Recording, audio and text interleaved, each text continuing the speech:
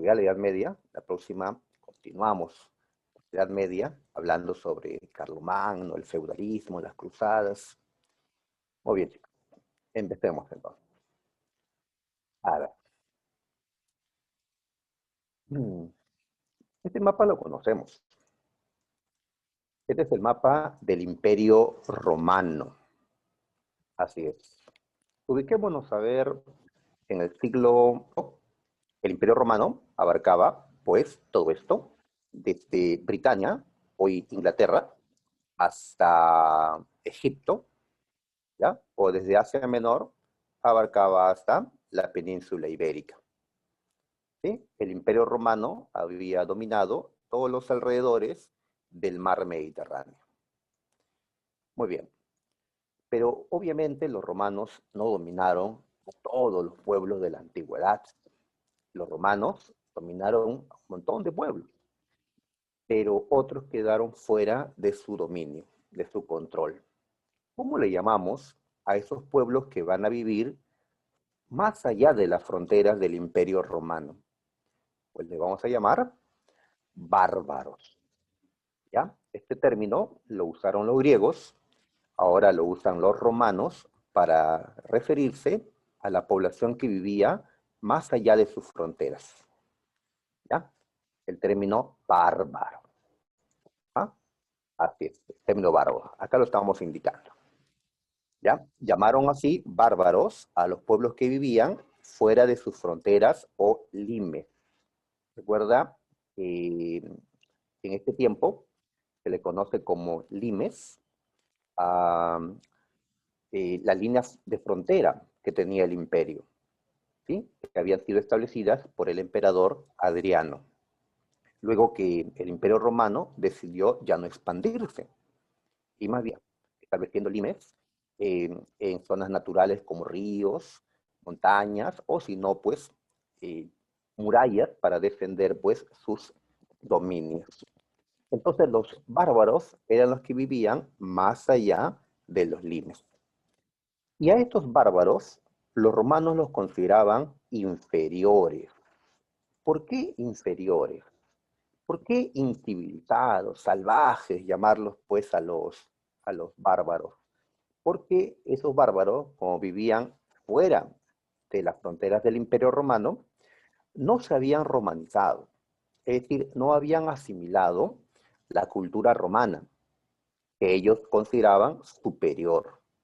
Así que como no compartían sus mismas costumbres, creencias, esos pueblos que vivían más allá eran, pues, unos incivilizados, unos incultos, unos salvajes.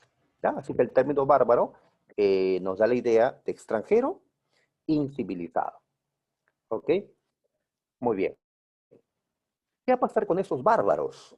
Pues entre los siglos 4 y 5 después de Cristo, esos bárbaros van a atacar al imperio romano o a los imperios romanos, porque en este tiempo, lo mencionamos en la clase anterior, el imperio romano, allá en el año 395 después de Cristo, quedó dividido el imperio romano en dos partes. ¿Sí? Ahí lo vemos. La zona en anaranjado es el imperio romano de Occidente, con capital en Roma, y el Imperio Romano de Oriente, con capital en Constantinopla. ¿Cómo se llamó el emperador que hizo esto? Que partió al Imperio Romano en dos. Se llamó Teodosio. ¿Sí? Se llamó Teodosio. Entonces, a los que vivan fuera de estas tierras, ¿ya? Se les llamaba bárbaros. Por lo tanto, habían bárbaros en el África, en Asia, en el norte de Europa. Pues el día de hoy nos va a interesar dos grupos de pueblos bárbaros. Aquellos que van a vivir acá, al norte de Europa, vamos en esta tierra que va a llamarse Germania, ¿ya? A ellos vamos a llamarle entonces los germanos. Y otros bárbaros son aquellos que vinieron desde Asia Central, los cuales serán conocidos como los hunos. Los hunos. Ya, germanos y hunos son los que van a protagonizar estas invasiones bárbaras, que van a provocar la caída del Imperio Romano. Sin embargo, no cayeron ambos imperios, solo cayó uno. ¿Cuál cayó y cuál sobrevivió? Pues si decimos caída de Roma, obviamente estamos señalando que la ciudad de Roma y todo el imperio romano de Occidente, pues cayeron producto de las invasiones bárbaras. ¿Ah? En cambio, el imperio de Oriente, el imperio de Constantinopla, va a sobrevivir 1000 años a la caída de Roma. ¿Ya? Luego hablamos de ese imperio de Constantinopla, que conoceremos con el nombre de Imperio Bizantino. Muy bien, entonces las invasiones bárbaras fueron un proceso por el cual un conjunto de tribus bárbaro-germanas invadieron al Imperio Romano de Occidente, ¿no? Precisando porque el Imperio de Oriente sobrevivió. Y todo esto entre finales del siglo IV y pues prácticamente todo el siglo V después de Cristo. Muy bien, acá en este esquemita, ya, esquemitas y dibujos, pues los sacamos de internet, ustedes también los pueden buscar, ¿no? Nosotros ya lo ordenamos bonito para que se entienda, pues, ¿no? Esta parte de la historia. A ver, acá estamos señalando que los bárbaros que participaron en estas invasiones podemos agruparlos en tres, ¿ya? En tres tipos. Tenemos a los eslavos, ¿ya? Que van a ocupar parte de Europa Oriental, aunque digamos que su participación no va a ser muy importante para la caída de Roma.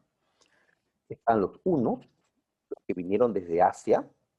Ajá, los hunos sí van a ser importantes, pero para que empiecen las invasiones, porque los hunos no acabaron con el Imperio Romano de Occidente.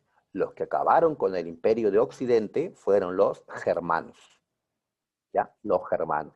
Y entre los germanos estamos dividiéndolos entre teutones y godos. Entre los godos, los visigodos, ostrogodos, vándalos, teutones, francos, sajones, suevos, anglos, burgundios, lombardos. Y así como ves, son un conjunto de pueblos. Ya no es, o sea, cuando hablamos de los bárbaros, no estamos hablando de un solo pueblo, sino un conjunto, ya, numeroso de estos. ¿Está bien? Entonces en adelante hablaremos pues de los germanos, o específicamente de los francos, o de los visigodos, ostrogodos, ¿de acuerdo? Muy bien, listo. Hablemos sobre los germanos. A ver, los germanos, como vemos en el mapa, habitaban esta tierra, que Julio César, ¿recuerdan? Un dictador romano, un gran conquistador, había conquistado las Galias, Julio César, pero también Julio César conoció a los habitantes de esta tierra, tierra a la cual Julio César llamó la Germania. Y de ahí pues que llamemos germanos a las poblaciones que vivían acá. Los Germania es este territorio que se encuentra, como ves, al este del río Rin y al norte del río Danubio, que eran dos ríos que servían como limes o fronteras para el Imperio Romano. ¿Ya? Detrás de estos ríos tenían ellos sus puestos militares para defenderse de esos germanos. ¿Y por qué no lo conquistaron? Tal vez sería una pregunta. Lo intentaron, pero los germanos resistieron la expansión romana, ya en varias oportunidades. Bien, ahora los germanos serán los que invadan, ¿no? Curiosamente, a los romanos. ¿Está bien? Ahí están. Muy bien, entonces tenemos la ubicación. ¿Ah? Además, ¿por qué le llamamos germanos a todos? Ah, bueno, uno por vivir en el territorio que fue conocido como Germania, otro por compartir una lengua germánica. Claro que cada uno tenía un dialecto distinto, pero pues compartían el idioma, de ahí que hablemos de germanos, ¿sí? En general, ¿no? Muy bien, acá está la ubicación, ahí está. Muy bien, ¿qué más? ¿Qué tanto desarrollo económico, ¿no? Social, político, cultural tuvieron los germanos en comparación a los romanos? Digo esto porque por algo los romanos consideraban a los germanos incivilizados. A ver, mencionamos aquí que los germanos tenían una economía rural, a diferencia de los romanos, que tenían una economía eh, predominantemente urbana, es decir, en ciudades, ¿no?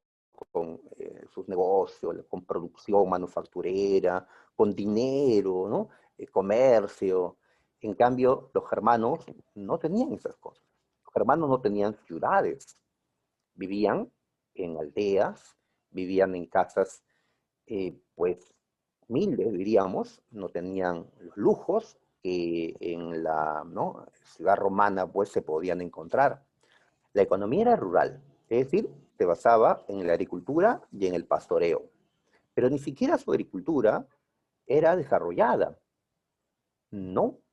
¿Ya? Entonces, económicamente, el desarrollo de los germanos fue inferior al romano. Tampoco tenían monedas, así que ellos practicaban el trueque, ¿ya? Pero de todas maneras, pues necesitaban más tierras, más tierras, más pastos para el ganado, porque con el tiempo esta población fue creciendo y creciendo, así que en la medida que necesitaron más zonas donde habitar, más tierras donde vivir, pues van a terminar atacando al imperio romano. En lo cultural, en lo tecnológico, los romanos eran pues más avanzados. Los germanos no nos han dejado, los germanos de ese tiempo, no nos han dejado pues alguna obra impresionante, como el Coliseo de los Romanos, no nos han dejado pues obras culturales, ¿no?, literarias, filosóficas, como Roma sí nos lo ha dejado, ¿no? A ver, un ratito que están entrando los chicos. Ahí está. ¿Ya? No critico a los jóvenes esta semana porque gracias a ellos eh, se logró, ¿no?, superar esta situación complicada, ¿no?, el golpe que hemos vivido, pues, eh, en la política. Muy bien, ahí está, ¿no? Los germanos eran guerreros, ¿sí? Eran guerreros. Ellos eran elegidos por asambleas de guerreros. Es decir, no eran una monarquía hereditaria como el Imperio Romano terminó siendo. Como que la organización política romana también era superior.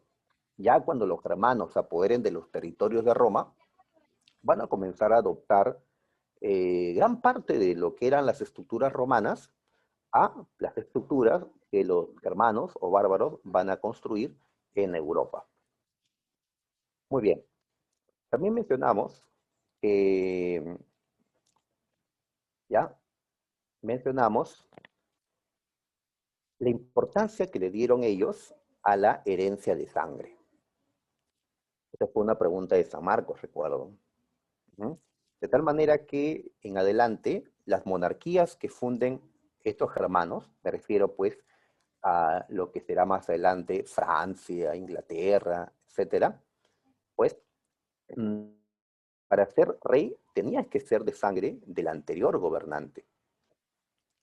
Así que le van a dar una importancia en cuestiones políticas a la herencia de sangre, como también a cuestiones sociales, económicas.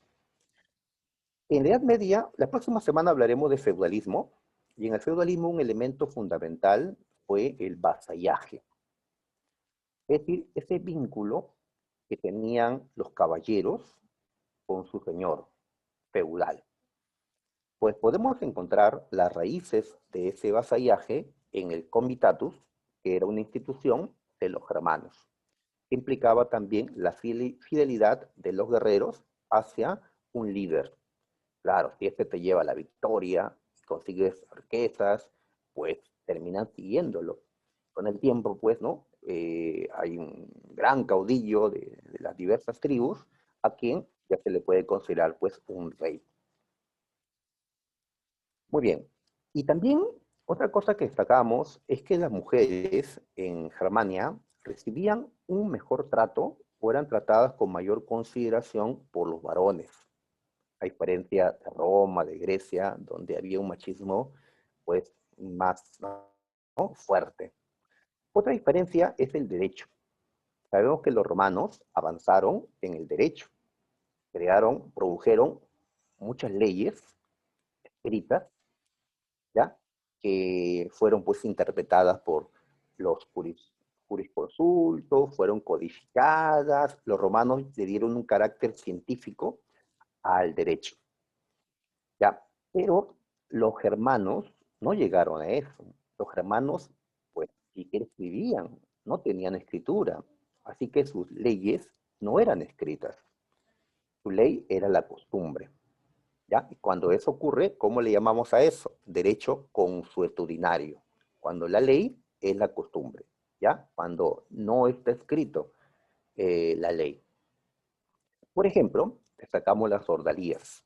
La ordalía es una costumbre, por lo tanto, una ley entre los bárbaros germanos, por el cual una persona debía someterse a una prueba de fuego o de agua para poder demostrar su inocencia.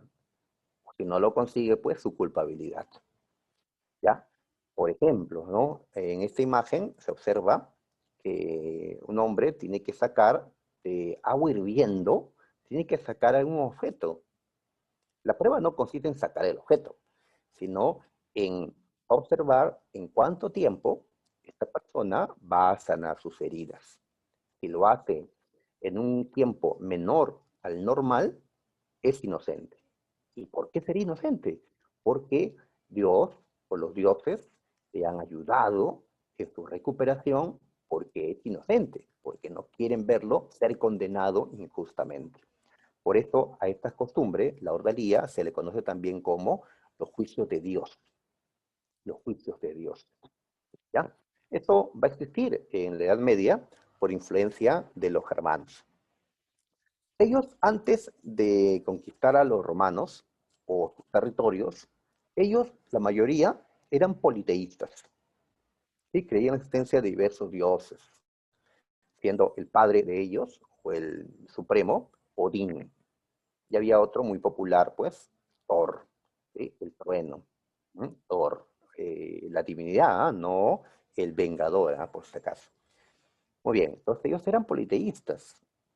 Sin embargo, hubo influencia ya de la fe cristiana sobre los germanos, pero un cristianismo no el oficial, el que será el cristianismo católico, sino un cristianismo diferente llamado arrianismo. En el arrianismo, pues no se acepta la Trinidad, como en el catolicismo sí se hace. Ya sabes que la Trinidad, ¿no? Es la creencia de que Dios se manifiesta eh, de tres formas, ¿no? Como Padre, Hijo y Espíritu Santo. Cuando ya los germanos invadan las tierras del Imperio Romano, la Iglesia Católica poco a poco va a influir para que los bárbaros se cristianicen, o en todo caso se vuelvan católicos. ¿Ya? En la Edad Media se da esto. Ahora, eh, los germanos fueron entrando al Imperio Romano primero de forma pacífica, con permiso del Imperio Romano. ¿Y por qué el Imperio aceptaría bárbaros? ¿Por qué? Porque habían ocurrido cambios dentro del Imperio que hacía necesario permitírselos. Por ejemplo, ¿no? La falta de soldados en el ejército romano.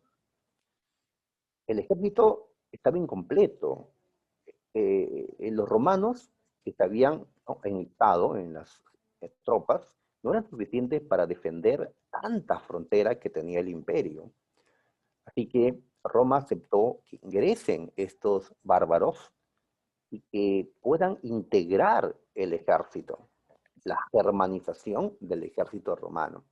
Pero esto es peligroso porque cuando empiecen las invasiones, ¿qué podrán hacer los germanos que están dentro del imperio, con armas que Roma le ha dado, ¿no?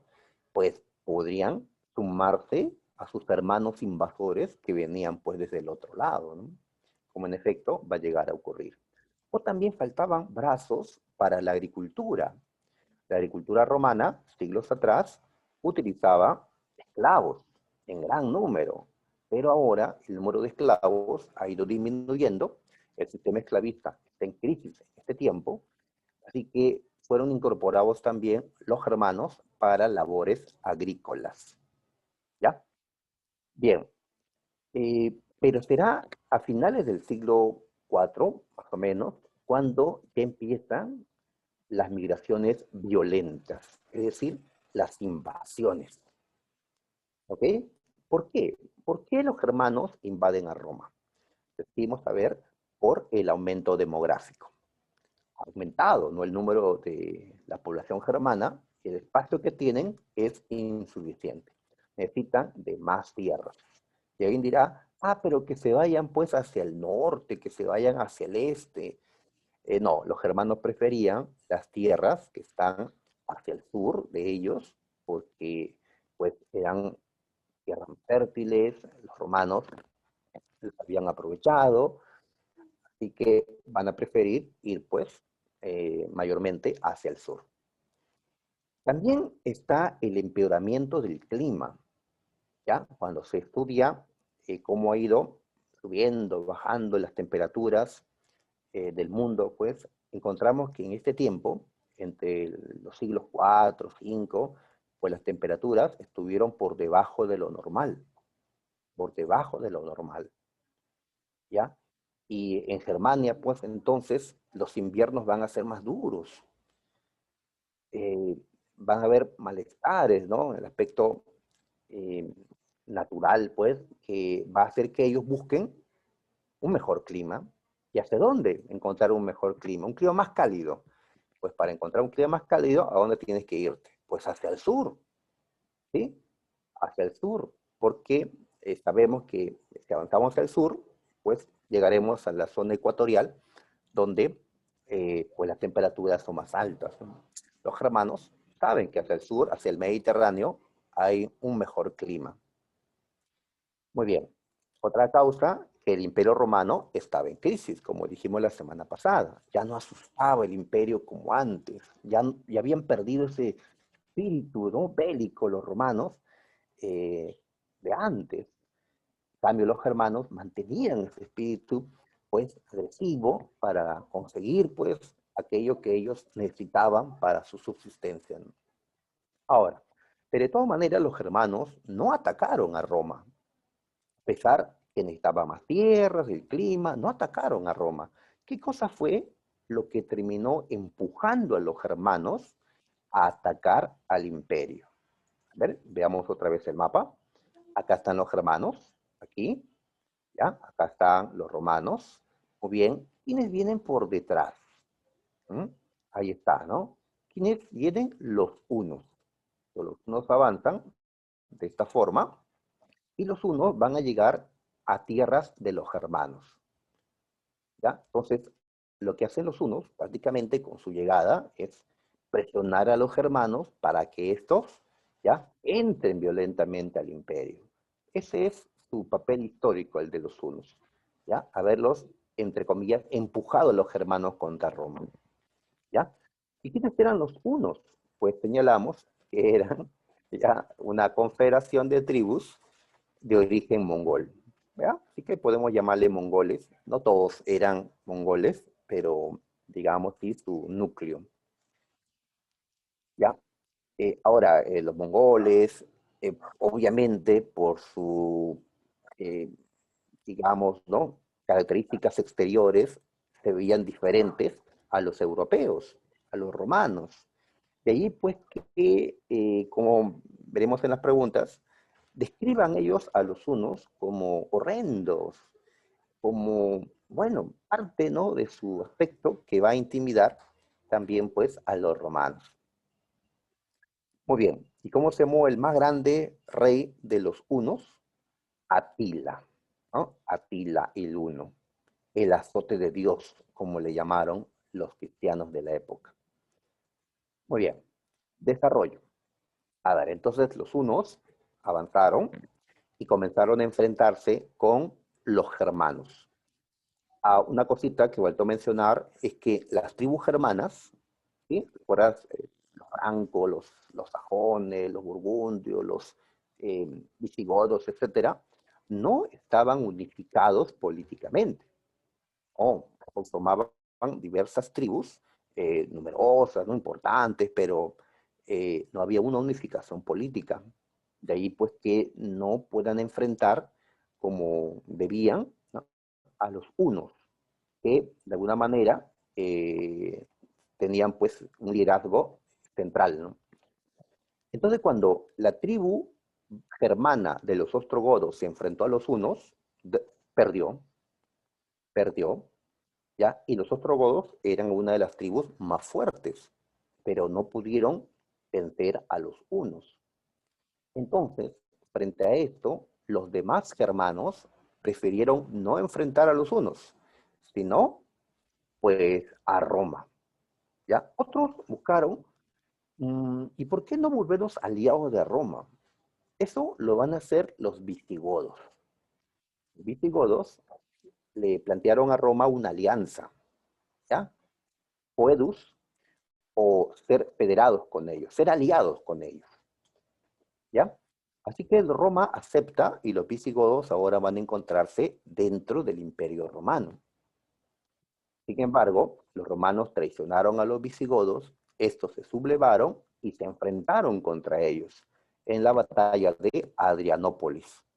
En esta batalla, eh, digamos que es la que da inicio a estas invasiones, a este choque violento, ¿no?, entre romanos y bárbaros. En Adrianópolis ganaron los visigodos.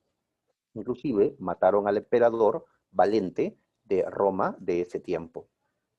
Entonces, esto evidenciaba que el Imperio Romano no era el poderoso de antes, y los visigodos los habían podido vencer en esta batalla.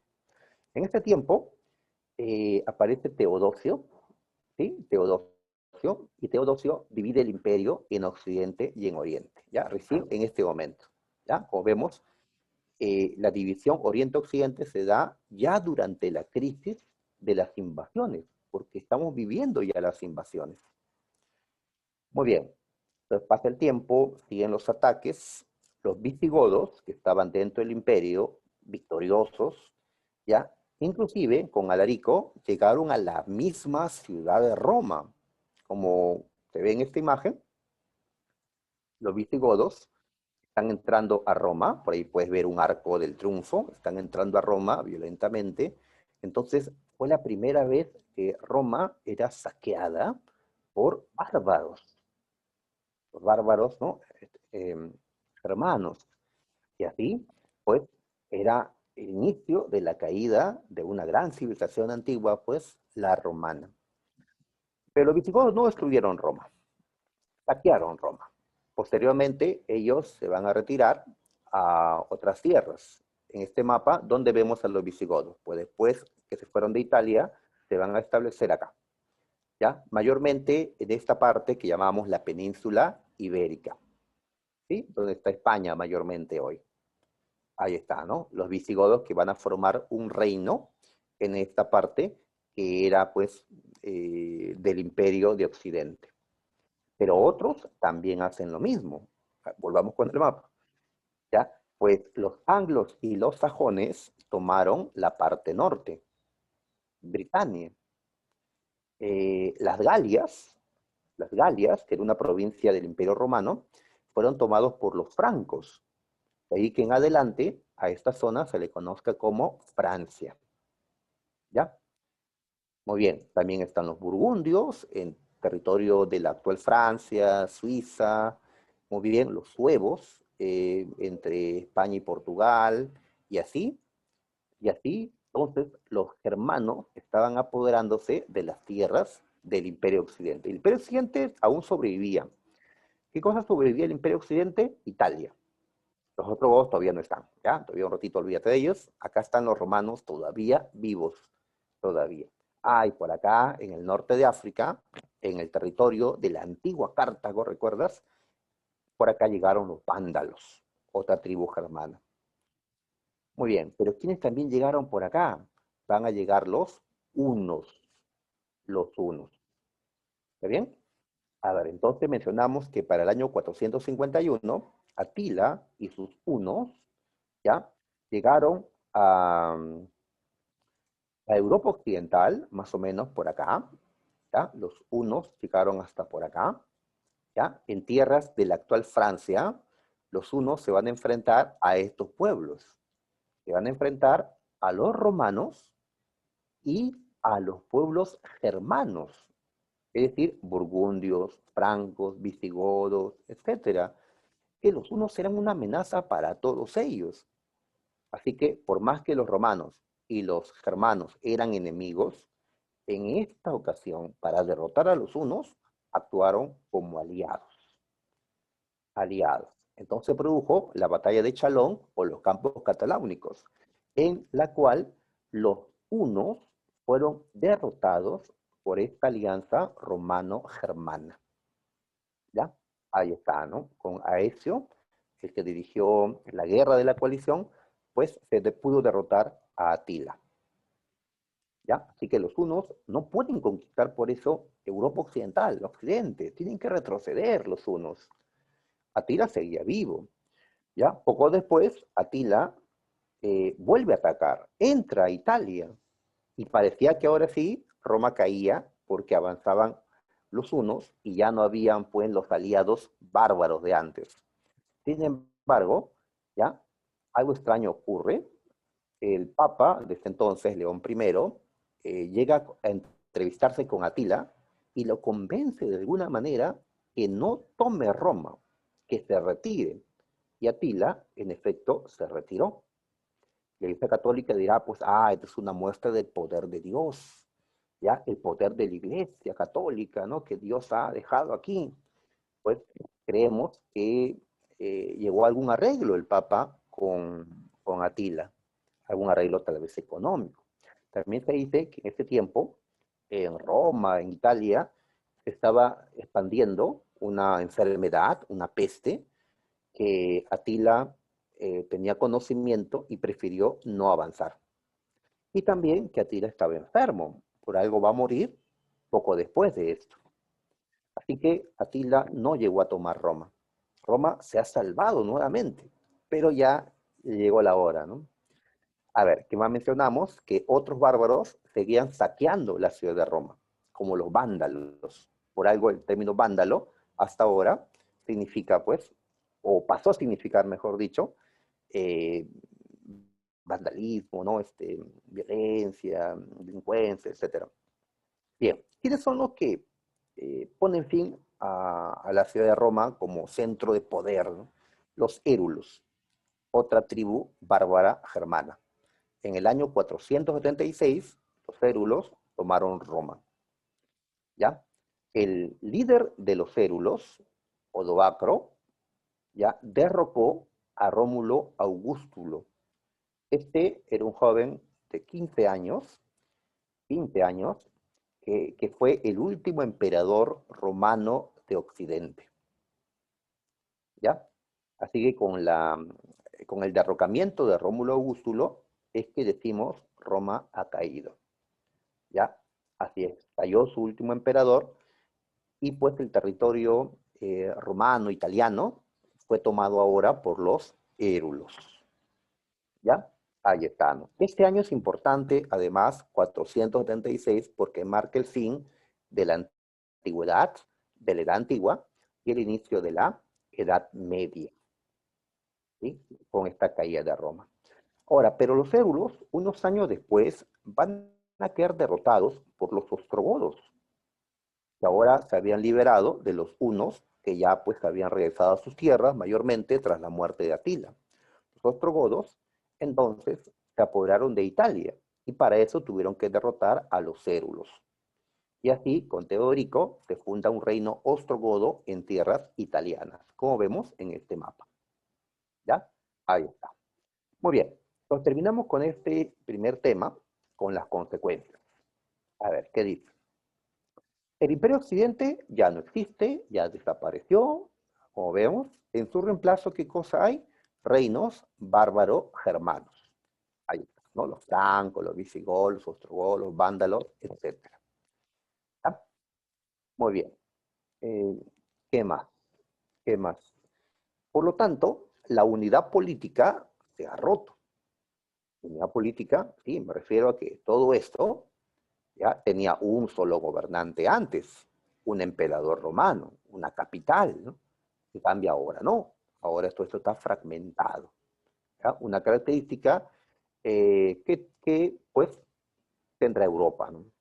¿Sí? La pérdida de esa unidad que en el pasado tuvo, ¿no? Europa, saben, ¿no? Es un continente pequeño, desarrollado, ¿no? Obviamente, pero pues muy partido políticamente, ¿no? Con múltiples estados, ¿no? Muy bien, ¿qué más?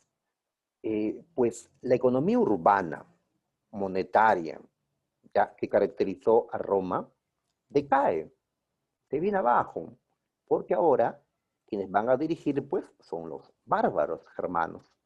Entonces hablamos de una ruralización de la economía y la sociedad, una ruralización. Es decir, ahora el centro de la vida, de la economía, ¿no? Pues ya no va a ser la ciudad, sino el campo. ¿Ya? Este es un proceso que se irá, digamos, expandiéndose, irá agudizándose poco a poco a lo largo de esta Edad Media. Ujú. Muy bien. El catolicismo no muere.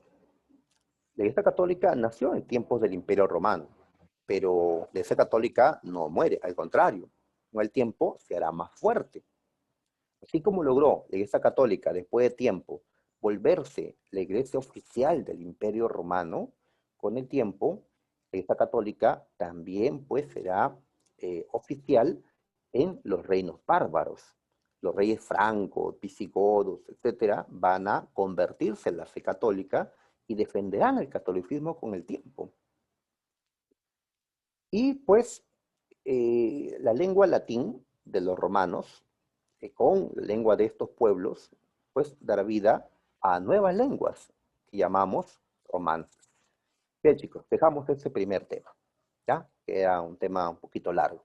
El siguiente tema no es tan largo, menos mal. Son tres temas, ¿ah? Por si acaso. A ver, avancemos. Imperio bizantino ahora.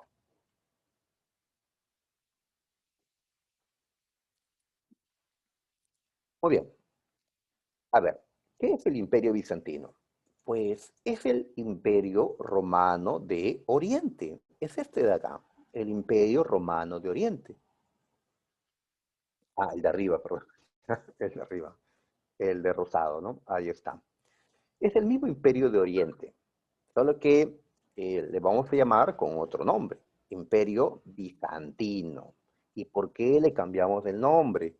Bueno, uno, porque la ciudad capital de este imperio se llamó Bizancio. Así le llamaron los fundadores originarios de esta ciudad, los griegos. Le llamaron Bizancio a esta ciudad. Ya más adelante, los romanos le llamarán Constantinopla, ya que el emperador Constantino, el emperador romano, pues refundó la ciudad y con el tiempo fue conocido pues como Constantinopla. ¿Ya? Pero como su capital tenía como nombre originario Bizancio, entonces a este imperio le podemos llamar el Imperio de Bizancio o el Imperio Bizantino. Entonces, este imperio nació en el año 395. ¿Recuerdas qué ocurrió en este año? Teodosio dividió Occidente y Oriente. Claro, así es. Había establecido que a su muerte el Imperio Romano se divide en dos. Denle a mi hijo Honorio Occidente y a mi hijo Arcadio Oriente. Ujú. Muy bien, ahí está. Pero el Imperio Bizantino va a durar hasta 1453. El Imperio de Occidente nació en la misma fecha, 395, ¿no? Pero el Imperio de Occidente cayó ¿cuándo? En el año 476. O sea que el Imperio Occidental apenas duró, ¿cuánto? 80 años. Ah, en cambio, el Imperio Bizantino, ¿cuánto tiempo duró? Mil tantos, ¿sí? Así que le superó por 1000 años el Imperio de Oriente o bizantino al de Occidente. Muy bien, entonces acá indicamos eso. Ajá, ahí está, mencionamos quién fue su primer emperador, Arcadio, hijo de Teodosio, su hijo mayor. Muy bien, también sabemos que la capital de este imperio fue Constantinopla. Constantinopla. ¿Ya? Dice que fue fundada por Constantino, de ahí el nombre, pero fue fundada sobre una antigua ciudad griega. Esa ciudad griega, fundada supuestamente por un tal Pitas, se llamó Bizancio. Bizancio. Muy bien, ahí está. Entonces esta ciudad podemos llamarle de dos maneras, Bizancio o Constantinopla. Así que no te confunda que en un mapa encuentres Constantinopla y en otra Bizancio. Y si revisas un mapa actual, ¿qué nombre vas a encontrar allí? Pues actualmente esta ciudad que sigue existiendo ya no se llama ni Bizancio ni Constantinopla. Hoy es parte, esta ciudad, de un país llamado Turquía. ¿Ah? ¿Por qué? ¿Por qué es parte de Turquía? Porque en 1453 los turcos tomaron Constantinopla, ¿ya? Y le van a llamar Estambul, como actualmente se conoce a esta ciudad. Muy bien, ahí está, ¿no? ¿Y cuál es la ubicación de Constantinopla? A ver, nuevamente, busquemos el mapita, el anterior, a ver, acá se ve mejor. Ahí está. Constantinopla o Bizancio, lo encontramos, como ves, aquí en esta manchita roja que coloqué, aquí. ¿Ya? ¿Dónde? A ver, esta parte, ¿cómo se llama? La península balcánica. ¿Sí? La península balcánica. Muy bien, así que lo ubicamos en la península balcánica. Ahí está. Está en un extremo de Europa, como puedes ver.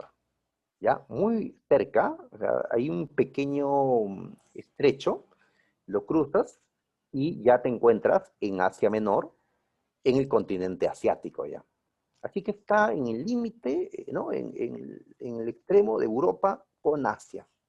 Ahora, esta ubicación es importante porque todos estos pueblos, ciudades, ¿no? Que se han construido en esta parte central. ¿Por qué digo central? Porque mira, por acá está Europa, por acá África, por acá Asia. Constantinopla está en un lugar muy estratégico, ¿ya? Entonces, ¿cuál va a ser uno de los importancias de esta ciudad? Pues, que va a ser un centro, ¿ya? Va a ser un intermediador, va a ser un centro comercial, ¿ya? Entre lo occidental y lo oriental, ¿ya? Entonces nos preguntamos cuál fue, digamos, la base de la economía de Constantinopla, pues diríamos el comercio, ¿sí? El comercio internacional, así es, intercontinental, diríamos, ¿no? Ahí está, la posición geográfica le sirvió para eso. Así que en la Edad Media, la ciudad más importante del comercio fue Constantinopla. Ya a finales de la Edad Media, ya pues Venecia, las ciudades de Italia logran superarla, pero a lo largo de la Edad Media, Constantinopla, pues era muy importante. De tal forma que su moneda, el besante o el Byzantius, era pues la divisa de la época. Es decir, era algo así como el dólar o el euro en nuestro tiempo, la moneda bizantina, ya que era de uso internacional. Muy bien. Ahí está, ahí está, muy bien. Eh, en 1000 años ha tenido obviamente muchos emperadores, pero hay uno a quien no podemos desconocer, Justiniano, ¿ya? El más importante emperador o Basileus. Ellos le dicen Basileus al emperador. Basileus, ¿eso es romano? No, eso es griego, griego.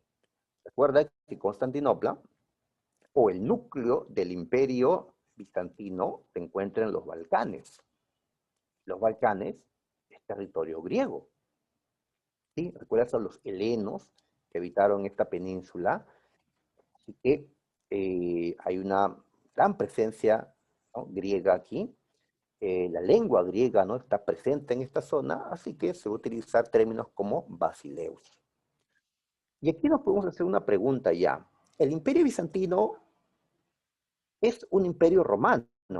Claro, romano de Oriente, pero también podemos considerarlo un imperio griego, porque ellos pues, son una continuidad, digamos, de las tradiciones griegas anteriores.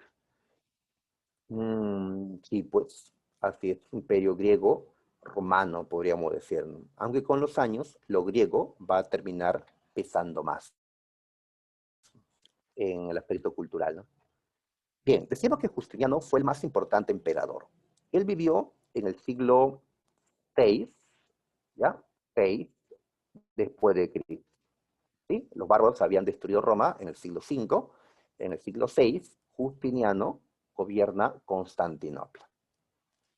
El imperio de Justiniano abarcaba esto que aparece en color marrón, ¿sí? Es decir, los Balcanes, Cercano Oriente y también el norte de África, la parte de Egipto, ¿ya? Muy bien, pero Justiniano soñaba con restaurar lo que había sido el Imperio Romano en la antigüedad.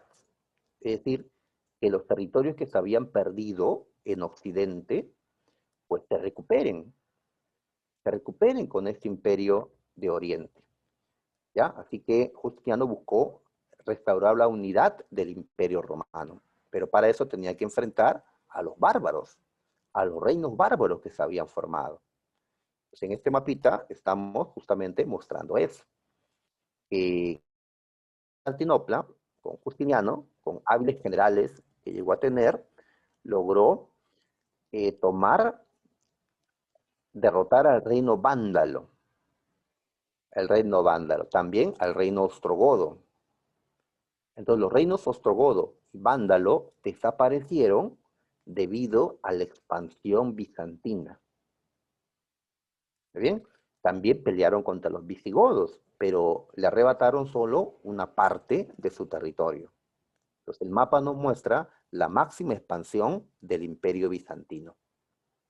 No llegó a recuperar todos los territorios del imperio romano, pero pues hizo un gran esfuerzo, ¿no? Para conseguirlo. Bien, entonces mencionamos esto. También destacamos a su esposa Teodora, que fue su consejera, inclusive en cierto momento, cuando la población de Constantinopla se levantó porque los impuestos eran elevados, la llamada revuelta de Nicá, pues cuando Justiniano quería escapar ya por las revueltas populares, pues Teodora le dijo, no, enfréntalos. Y los enfrentó, ¿no? Muy bien, entonces el Imperio Bizantino alcanzó la máxima expansión territorial en tiempo de Justiniano. ¿Ya? Entonces vemos el mapa es diferente al anterior, ¿no? Ya han desaparecido un par de reinos bárbaros.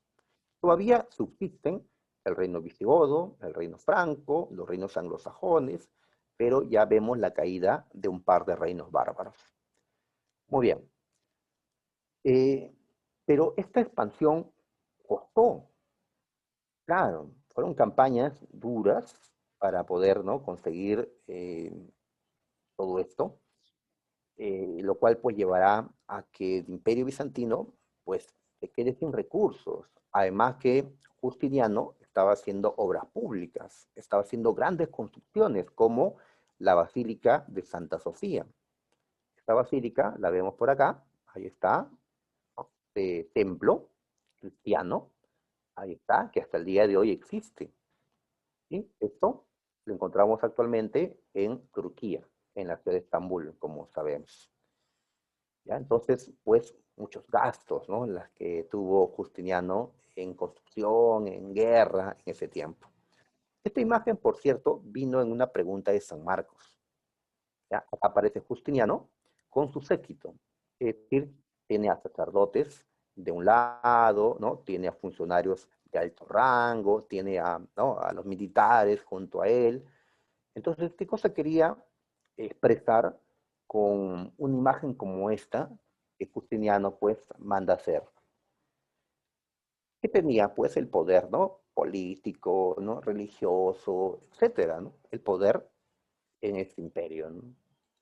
Ahí está, ¿no? Entonces, cuando veas a un gobernante, ¿no? A un presidente, tal vez de facto, ¿no? Como el que hemos conocido hace poco, eh, rodeado por comandantes, ¿no? Por el comandante de la Marina, de la aviación, del ejército, entonces quiere mostrar, ¿no? Que es el que tiene el poder, ¿no? Como Justiniano lo hizo por acá. Hay otra cosita que hizo que el imperio se debilite luego de esas conquistas, era que en tiempo de Justiniano se produjo una terrible peste, ¿ya? Una pandemia que afectó al imperio y más allá. Se le ha llamado la peste de Justiniano. La peste de Justiniano. Justiniano sobrevivió a la enfermedad, ¿no? Pero pues un mal tan grave como el que estamos viviendo nosotros actualmente, nuestro COVID-19, ¿no? Fue algo similar que ocurrió en esos años. Ahora, la Universidad de San Marcos nos ha preguntado sobre Justiniano, sobre un código de leyes que creó, o que mandó a hacer, ¿no? A sus juristas. ¿Cómo se llamó este código? Acá lo tenemos. El Corpus Juris Civilis, ¿ya? Es decir, se va a recoger la legislación romana para crear, pues, un código de derecho civil, un corpus juris civilis, para que se regulen las relaciones de esta sociedad bizantina, ¿ya? Entonces, aquí vemos la importancia que le dieron ellos al derecho romano, que era el derecho, pues, más desarrollado de la antigüedad. El derecho romano no se pierde, entonces. Es conservado siglos con el corpus juris que dejó Justiniano y que será utilizado por los siguientes gobernantes, ¿no? Y será pues una fuente para futuros códigos. El Corpus Juris se dividía en varios libros. Tenemos el Códex, que era una compilación de leyes romanas. Tenemos el Digesto, que más bien recopilaba las obras de los juristas romanos. Es decir, los expertos en derecho en la antigua Roma escribieron, opinaron sobre cómo se interpreta una ley. Hasta ahora vemos, ¿no? He visto cuántos constitucionalistas salen a explicarnos, pues la Constitución quiere decir esto, lo han tomado de otra manera, que el tribunal, que pues en la antigua Roma habían también pues juristas que opinaron, eso también se ha recogido porque eso también sirve para la toma de decisiones en los juicios. Las novelas, que eran las leyes nuevas, es decir, las que se elaboraron en tiempos de Justiniano en adelante, y las institutas. Como todo esto, toda esta producción romana era enorme, se necesitaba de un libro resumen, uno que permita a un estudiante de derecho entrar a este mundo pues de miles y miles de leyes. Esta obra se llama Las Institutas, hacer un manual para estudiantes de derecho, que curiosamente todavía es leído por los estudiantes de derecho de la actualidad. ¿Sí? Si estudias leyes, probablemente las institutas, ¿ya? Como me lo pidieron a mí años atrás. Muy bien. Identidad griega. ¿Qué quiero decir con esto? A ver, es cierto que este era el imperio romano de Oriente. Es cierto que el idioma era el latín, ¿ya? Ellos eran la continuación del imperio romano.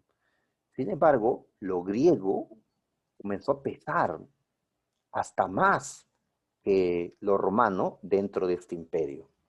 En el siglo VII, con Heraclio, un emperador, se establece que el latín ya no será la lengua oficial, sino el griego, el griego. ¿Ya? Y así en las ceremonias religiosas, en, ¿no? las leyes, ahora el griego es utilizado. Entonces, por eso decimos que este imperio está pasando a ser más griego que romano. Y tal vez por eso lo llamamos más Imperio Bizantino, el nombre griego de la capital, Bizancio, que Imperio Romano de Oriente. Ok, muy bien, ahí está, listo. Sigamos, a ver. También mencionamos que los bizantinos están enfrentando a una serie de pueblos que atacan desde el norte de Europa o están atacando desde Asia. Desde Asia. Veamos otra vez el mapita. Acá hay un mapita. A ver, entonces, ¿qué pasa? Que en Asia, por este lado, no lo vemos, por acá, hay pueblos que van a ir atacando, que van a querer avanzar hacia Europa. Por ejemplo, los persas. Muy bien, pero el Imperio Bizantino logró detener a los persas. Más adelante serán los árabes. Los árabes le quitan territorios, pero no llegan a Europa. Constantinopla los detiene. ¿Ya? Más adelante, los turcos, ¿ya? Intentan avanzar. Los turcos selyúcidas tampoco llegan. ¿Ya? Entonces, ya bueno, más adelante los turcos otomanos ya toman Constantinopla, ya llegan hasta Europa, ¿no? Pero por siglos, el Imperio Bizantino actuó como una barrera para impedir que pueblos de Asia lleguen pues al continente europeo. ¿Ya? Ahí una importancia de este imperio. Bien, a ver, duró más de 1000 años, dijimos, el Imperio Bizantino. ¿Por qué tanto? A ver, por su ubicación, hemos mencionado que Constantinopla estaba estratégicamente ubicado en el límite de Europa con Asia. Constantinopla podía ser defendida con cierta facilidad porque tenía límites naturales. Límites naturales. Recuerda que está en una península rodeada por mar, ¿ya? ¿Qué pasa? Que el Imperio Bizantino tenía una excelente marina de guerra. Sus barcos arrojaban fuego, incendiaban a los barcos del enemigo. En ese tiempo los barcos son de madera, ¿no? Así que había un temor hacia el fuego griego, como se le conoció. Y por tierra, si querías invadir por tierra Constantinopla, pues tenías que superar el territorio muy montañoso que rodea Constantinopla. Y aparte, que Constantinopla fue rodeada por 3 hileras de grandes murallas que eran imposibles de ser tomadas. Bueno, no por siempre, ¿no? Más adelante va a ser tomada Constantinopla por los cruzados, la Cuarta Cruzada, y finalmente por los turcos otomanos.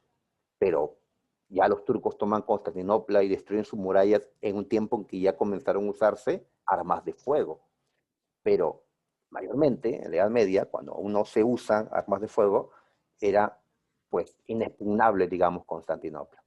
El imperio mostró una unidad, una disciplina, con un emperador pues absolutista, que le sirvió, con una diplomacia. No siempre hay que luchar, a veces hay que negociar, consideraron ellos. Cuando Atila los iba a invadir, allá en el siglo V, pues el Imperio de Oriente negoció con Atila.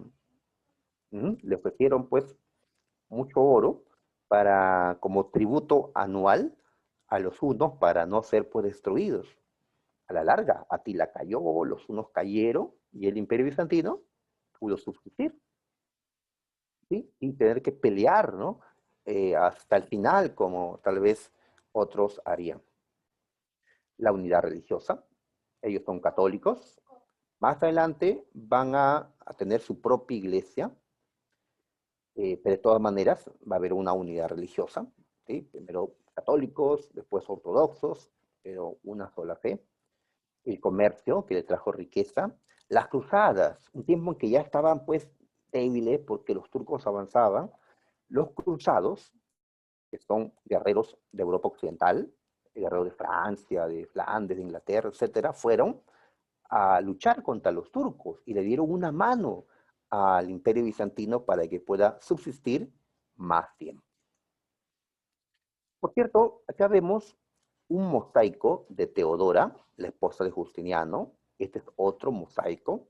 Es decir, son trozos de vidrio colorido, colocados de tal manera que aparecen estas figuras. Entonces, es un arte decorativo que caracterizó a Constantinopla. ¿Ya? A ver, su cultura. San Marco nos preguntó sobre la cultura bizantina. Esta cultura fue una síntesis de la cultura griega, romana y también oriental. Más pesó lo griego. En segundo lugar, lo romano. Lo vemos en las leyes, por ejemplo, ¿no? Y lo oriental, porque va a haber influencia, de todas maneras, de los pueblos de Asia, de los persas, de los árabes, inclusive. Conservaron la cultura clásica.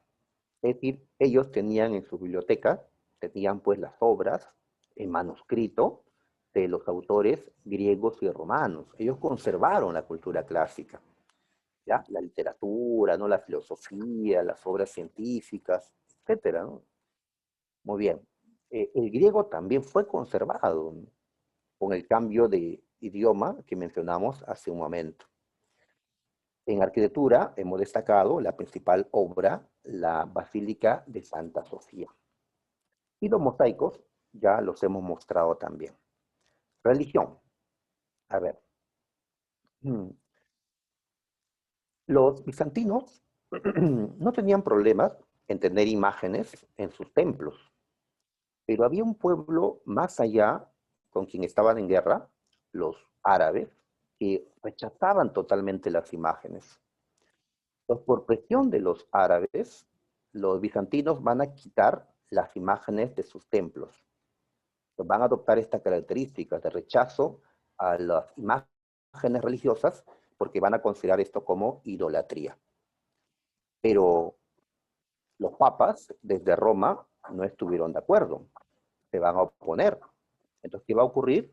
Un pleito llamado la querella iconoclasta. Querella es un pleito. Iconoclasta se refiere a los iconos, que son las imágenes. Entonces, desde Roma, la Iglesia Católica defendía que se mantengan las imágenes. En cambio, en Constantinopla se va a promover la destrucción de las imágenes. Esto será el inicio de la separación entre la Iglesia de Roma, la Iglesia Católica, y la Iglesia de Constantinopla. Esta separación se consuma en el año 1054 en el llamado Cisma de Oriente, que también ha sido pregunta de admisión. En el Cisma de Oriente, lo que pasa es que el Imperio Bizantino va a tener ahora su propia iglesia cristiana, separada de la Iglesia Católica que se encontraba en Roma. ¿Cómo se llamó esta nueva iglesia? La Iglesia Ortodoxa o griega. ¿Ya? Una iglesia que se mantiene hasta el día de hoy. ¿Sí? Si vamos por Europa Oriental, pues encontraremos la presencia de cristianos, pero de cristianos ortodoxos. En cambio, en Europa Occidental es donde predominan más los cristianos católicos. ¿Ya? Entonces los cristianos se dividen en dos grandes grupos en este tiempo, siglo XI. Los cristianos católicos en la zona occidental y los cristianos ortodoxos en la parte oriental. ¿Ya? Muy bien. Ahí está. Listo. Wow. Ya pasamos dos temas. Nos falta el último. Los árabes.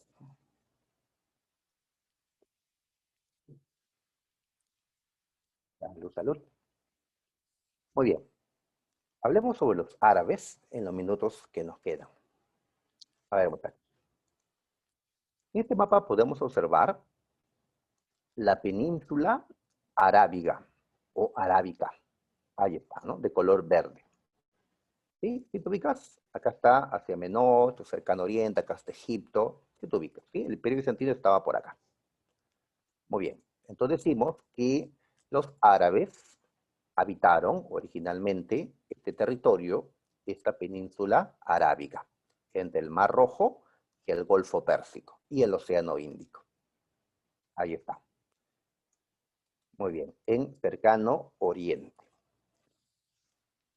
Sabemos que el territorio en ese lugar es un territorio muy árido. donde la lluvia pues rara vez, ¿no? Cae. Y que tuvieron dificultades para tener una economía basada en la agricultura. Por lo tanto, ¿en qué se va a centrar la economía de los árabes? En la actividad comercial. ¿Ya? Así que harán caravanas, estas líneas que vemos por acá, estas líneas azules en el mapa, nos indica, dice, rutas comerciales, ¿ya? Que vincularon a ciudades árabes como la Meca, Medina, etcétera. Ahí está. Y que ellos participaron de un comercio interno, internacional, terrestre, marítimo. Así que el comercio fue muy importante para los árabes. También hay que tomar en cuenta la posición geográfica. Están también en la zona donde se encuentran tres continentes, Asia, África, Europa. Están en una buena posición también para poder desarrollar el comercio internacional. Pero, profe, los bizantinos también nos dijo, claro, entonces los árabes y los bizantinos, ¿qué serán? Pues competidores en lo que son los negocios. Así es, ¿no? Competidores.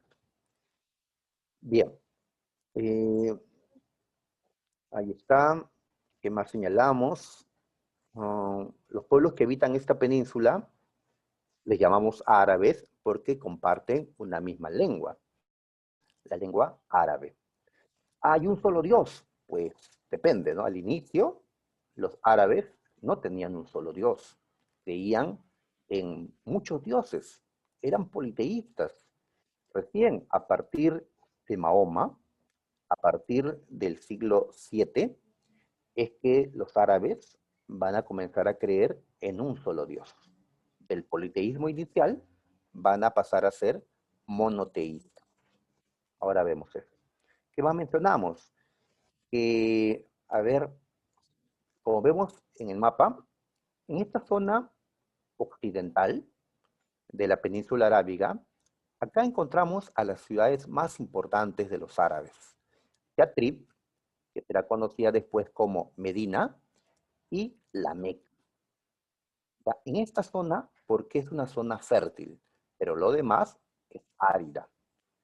A la gente del desierto, que era seminómada, se le conoce con el nombre de beduinos, diferente a la gente sedentaria que vivía pues en Medina o en la Meca. Bien, también destacamos que era una sociedad patriarcal, donde inclusive el varón tenía el derecho a tener varias esposas. El libro sagrado de ellos, el Corán, recomienda 4 esposas por, ¿no?, varón. 4. Uh-huh. Por acá observamos, como parte también de la sociedad patriarcal que existía en Arabia, la manera de vestir de las mujeres. ¿Ya? Ahí vemos cómo debían de cubrirse el cabello y el cuerpo, porque consideraban que su belleza solo debía ser mostrada a su pareja, a su esposo, en casa, no en la calle, ¿no? Y acá vemos diferentes prendas que pues ocultan, ¿no?, a las mujeres. La más exagerada, pues, es la de acá, la burka. Inclusive ni se le puede ver los ojos a las mujeres, ya que hay un paño allí que impide verlas, ¿no?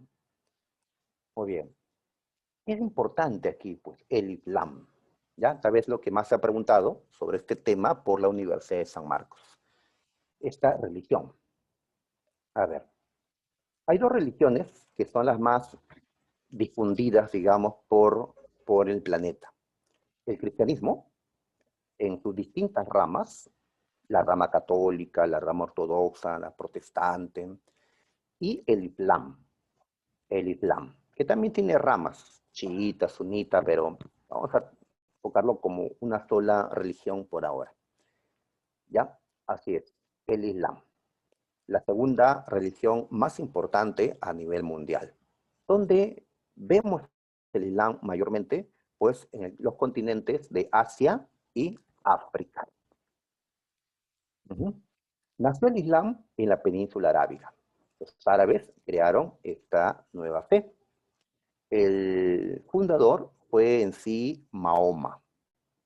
Mahoma, considerado el gran profeta del Islam, el gran profeta de Dios. ¿Ya? Ellos no creen que Mahoma sea un ser divino, ¿no? No, lo consideran un gran profeta, el más grande profeta. Para ellos Mahoma está por encima de Jesucristo. Pero claro, ellos no consideran a Jesús Dios, sino solo un profeta.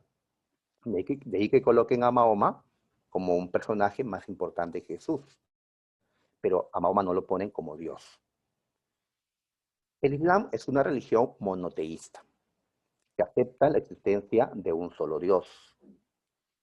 Esto lo recoge de otras religiones. ¿Cómo se llamó la primera religión monoteísta? El judaísmo. El judaísmo, ¿sí? Recuerda a los judíos o hebreos. ¿Ah? Recuerda pues a Noé, Abraham, Moisés, el judaísmo, ¿no? Después surgió el cristianismo con Jesucristo. ¿Ah? El Antiguo Testamento, judaísmo, y el cristianismo, el Nuevo Testamento. Bien, bajo influencia del judaísmo y del cristianismo surgió luego el Islam, ¿ya? Que también acepta un solo Dios. Así que tenemos aquí a las tres religiones monoteístas que existen. Hay religiones politeístas hasta el día de hoy, ¿no? Si es que recorres a África, a Asia, encontrarás creencias politeístas hasta el día de hoy. Acá vemos las tres grandes monoteístas. ¿Cómo se le conoce a aquel que cree que es parte de esta fe? Le llamamos musulmanes. Musulmanes. Así que existen unos más de 1.000 millones de musulmanes en la tierra actualmente. Bastantes, ¿no? Los musulmanes. ¿Solo pueden ser creyentes de esta fe los árabes? No. Los árabes iniciaron todo esto, pero hoy cualquier pueblo puede aceptar esta religión. Así que los musulmanes no son únicamente los árabes. Musulmán se refiere a un conjunto, ¿no?, de pueblos que han aceptado el Islam. Entonces puede ser musulmán y no árabe. Puede ser árabe y no ser musulmán, porque también existen árabes cristianos. Muy bien. ¿Cuál es el texto sagrado? El Corán, ya que este recoge lo que predicó Mahoma. ¿Y qué predicó Mahoma? Pues según Mahoma, en cierta ocasión, recibió la visita de un arcángel, Gabriel, el mismo que se le había presentado a la Virgen María, anunciándole el nacimiento de Cristo. Gabriel se presenta a Mahoma para que Mahoma pues lleve la verdad, la palabra de Dios al mundo. Es decir, que sea el gran profeta de Dios. Entonces lo que Mahoma predicó, pues sus seguidores lo anotaron, esto se recopila en una obra llamada el Corán. Entonces, por más que el Corán contiene la prédica de Mahoma, no podemos decir que el Corán fue escrito por Mahoma, igual que el Nuevo Testamento no fue escrito por Jesucristo, a pesar que allí aparece, ¿no?, lo que Jesús predicó. Muy bien. ¿Cuáles son los 5 pilares del Islam? Esto vino en Pregunta de San Marcos. ¿Cuál fue el más importante?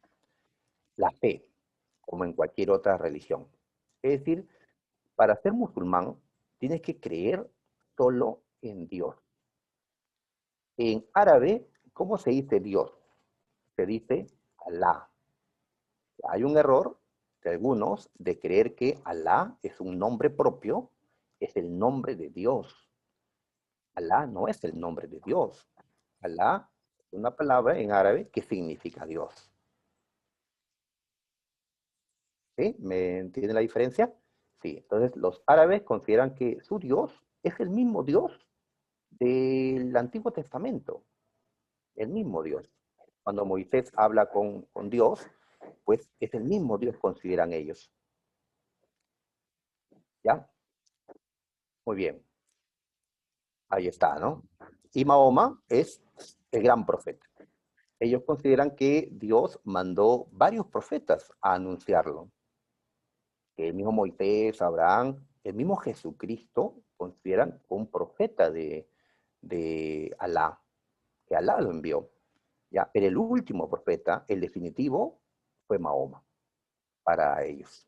Ellos tampoco creen que Jesús fue crucificado y que resucitó. Obviamente, ¿no? Ellos no son cristianos, ellos no creen en esta parte que es central para los cristianos, la resurrección de Jesús.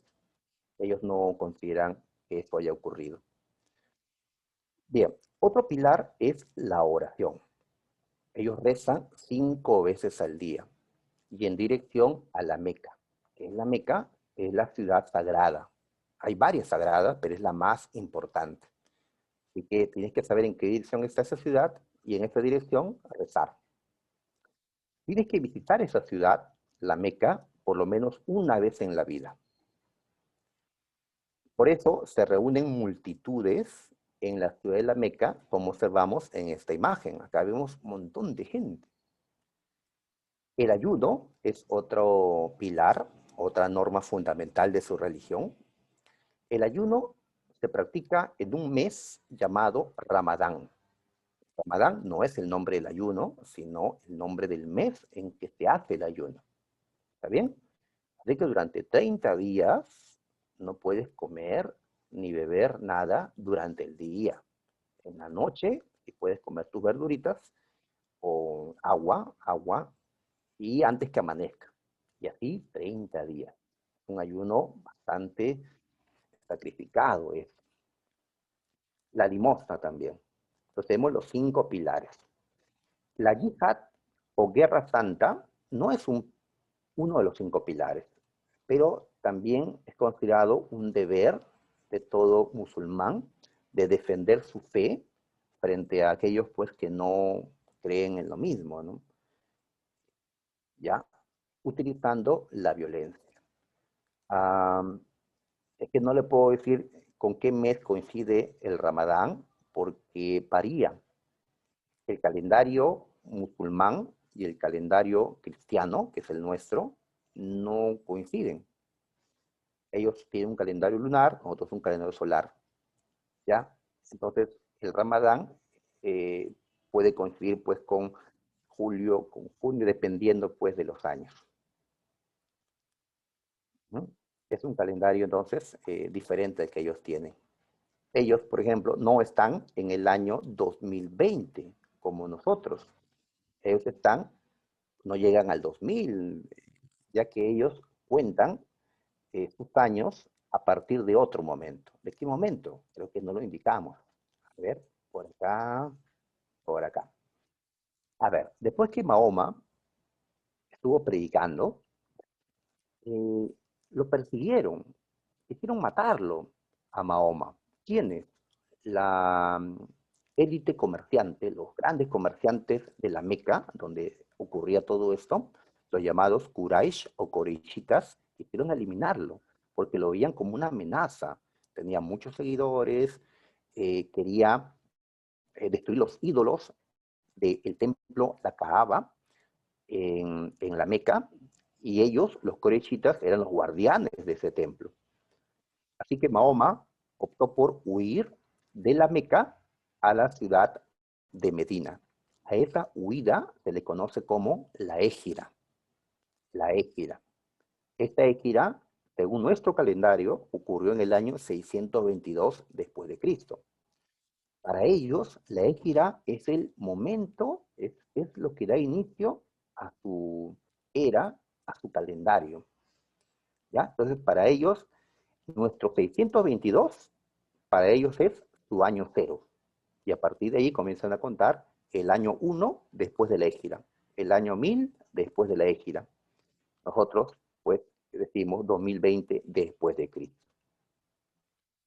¿Ya? La Égira fue importante para ellos. Mahoma huyó, pero luego volvió a recibir el apoyo de los comerciantes de Medina.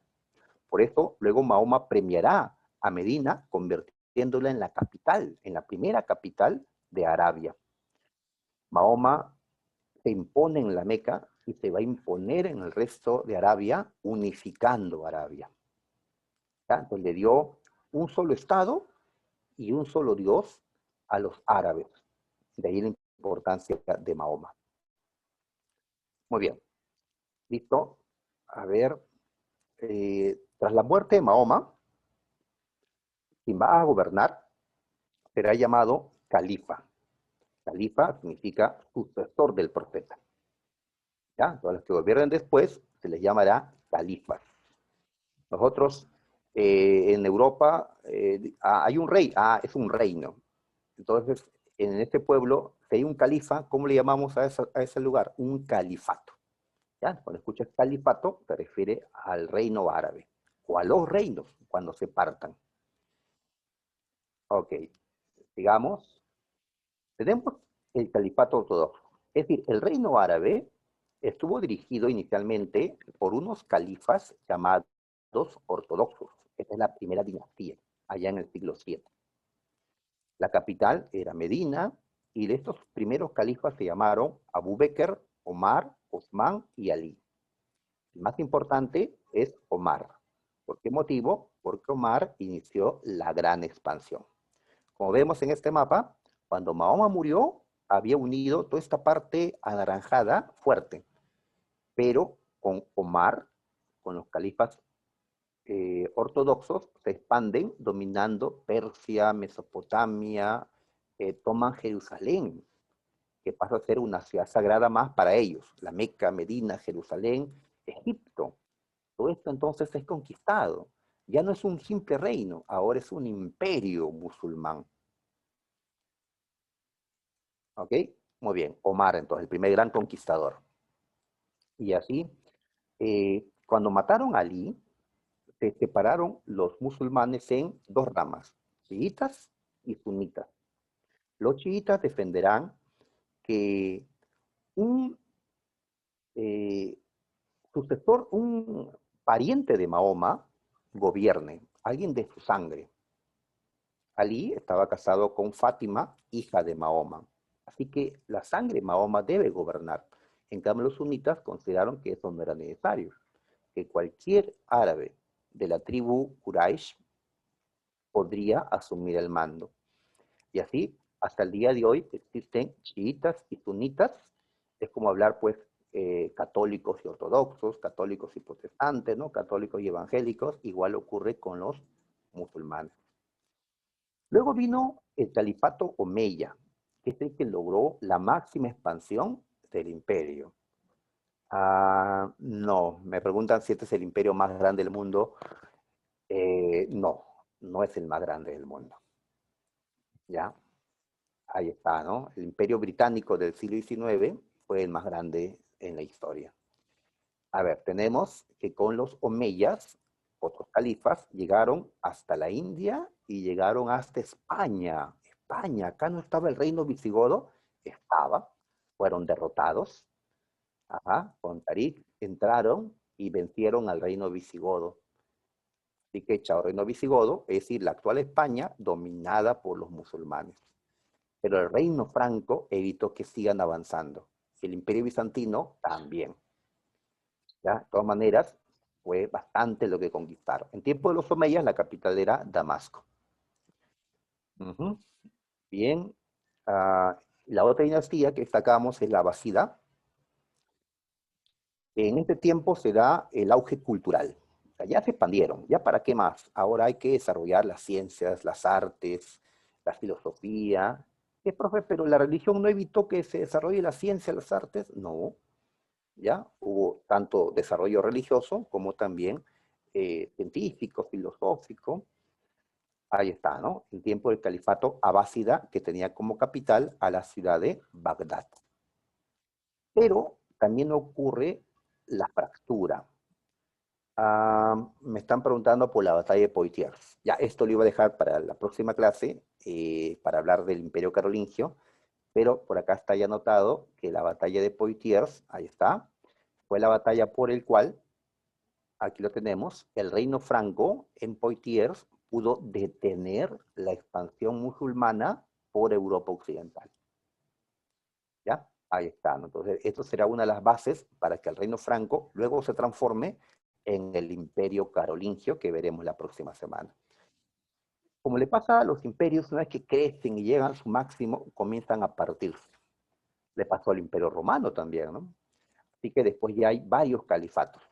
El califato abásida, el califato omeya, o de Córdoba en España, el califato fatimí en Egipto, y así divididos, pues ya no tendrán la fuerza, ya no serán la gran amenaza como antes. En el aspecto cultural, ellos llevaron inventos de Oriente, como de China, a Occidente, a Europa.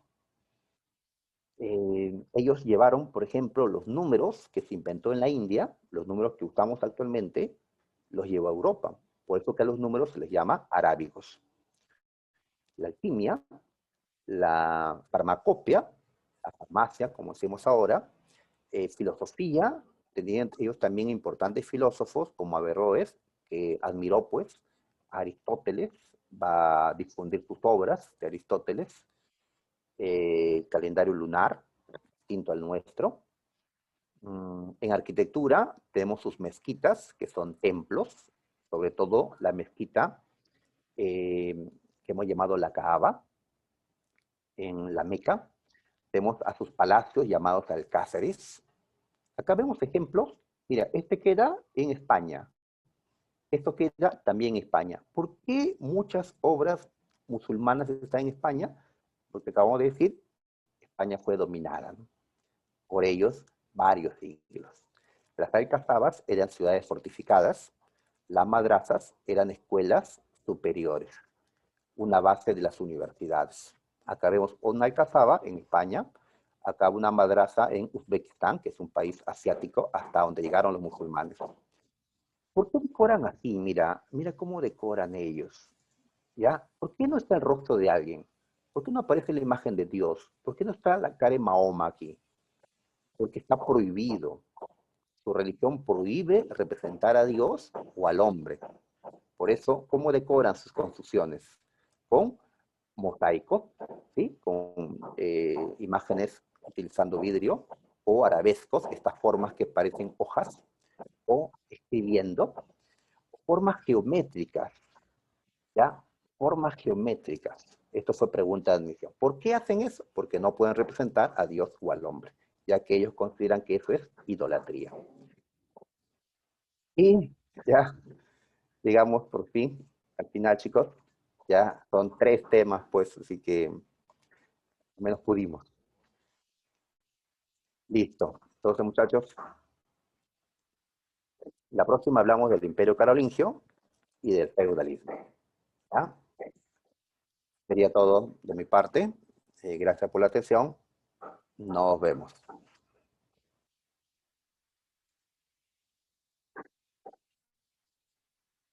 Nos vemos, Zúñiga. Nos vemos.